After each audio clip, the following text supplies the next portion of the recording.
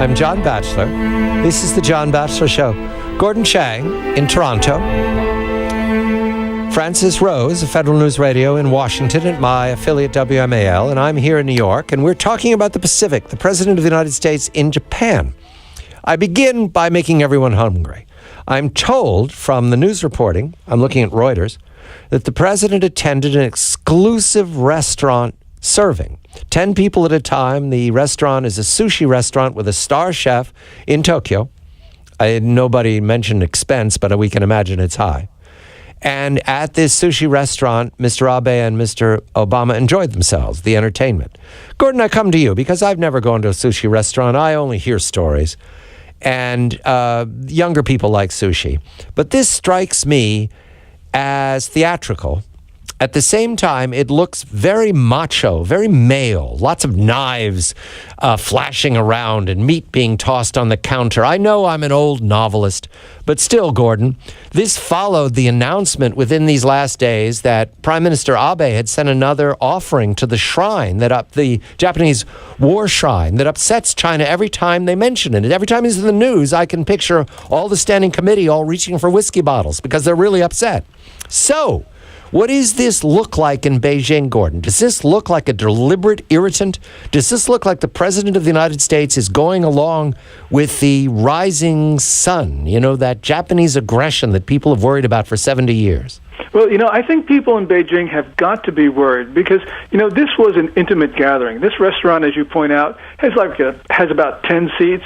It was sort of this male bonding experience, except, of course, Caroline Kennedy, our new ambassador to Japan, was there. But essentially, this was an all-male gathering. And I've been to places like this. They're a lot of fun. And the Chinese realize that there is an intimacy there that is lacking when President Obama meets Xi Jinping, because those meetings with Xi Jinping are always very formal. So I think this is important in the sense that this is a personal relationship that Obama is trying to build with Abe. Now, Francis, now that I've made you hungry, you have a question.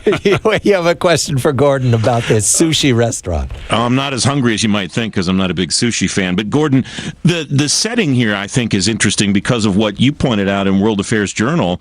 We have Susan Rice last week saying, "Oh no, nobody in Washington or nobody in Asia is really worried about the relationship with the United States," and yet the foreign policy experts that I keep talking to here in Washington say that's exactly why President Obama is going there, to really assuage the concerns of not just Prime Minister Abe, but all of our allies in that part of the world. Who's right here, my foreign policy experts or Susan Rice? Well, Susan Rice was committing perjury on Friday when she said that at the briefing. Everyone knows that the reason why the president is going to Asia is to reassure allies. Matter of fact, we're visiting 3 of our 5 treaty allies, and we're visiting an important friend. And although China's not on the itinerary, it is really the backdrop for every single event that the president will engage in. And so, really what this is, a reassure the friends and allies trip. And Susan Rice, she's a nice woman, but she was not telling the truth. The Trans-Pacific Partnership. I'm looking at an editorial just up at the Wall Street Journal. You can all go to your Wall Street Journal and read about this.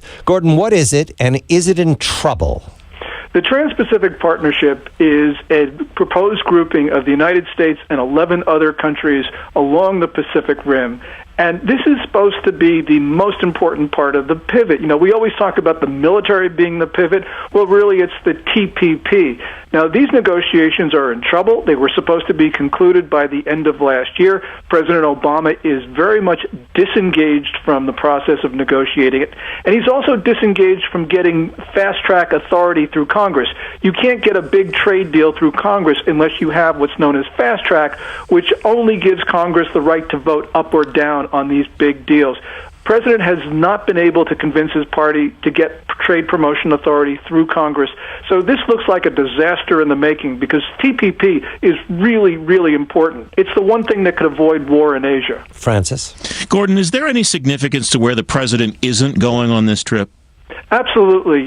He isn't going to China. We've had too much China diplomacy, so his not going there is a good thing because, we tell the Chinese that they're a central part of the international system, and we're just feeding their already inflated sense of self-importance when we do that. And when we feed their self-importance, they become arrogant, and when they become arrogant, they become belligerent, and then they start picking on their neighbors. So a lot less diplomacy with Beijing would be a much better thing for us, and so I applaud the president for not going to the Chinese capital. You mentioned the president is disengaged. Harry Reid, the majority leader in the Senate, is against the TPP, at least as the evidence so far. But there are others opposing parts of the TPP, including Japan, because it's protecting, I learned from the Wall Street Journal, its agricultural sector. And Hanoi, Vietnam, is against it, probably because it doesn't want to open up its market. So who's for it, Gordon? Well, that's a great question, John. I think many people are for it, but, with these trade deals, those who are against them generally have the loudest voices. I mean, the most important part is you have many nations in the region want it because they are very afraid of China.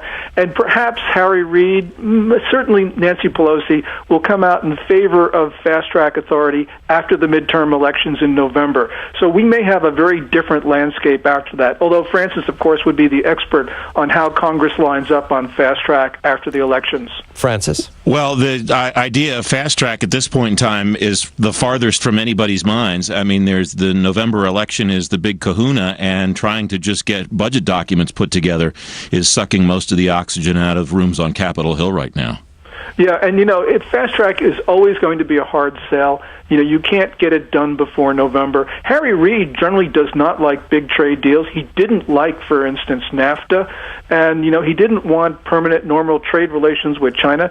So this is going to be very interesting afterwards. But this is important because, I almost think that if you can get the TPP signed up, you can really go a long way to ensuring peace and stability in Asia because China will get the message. Mark Landler, writing for the New York Times, groups this president's embassy with tragedy in the region, Gordon. And I want to mention that because the concern here is that the individual states are occupied with their own public. We've mentioned Japan, and sending an offering to the shrine is provocative.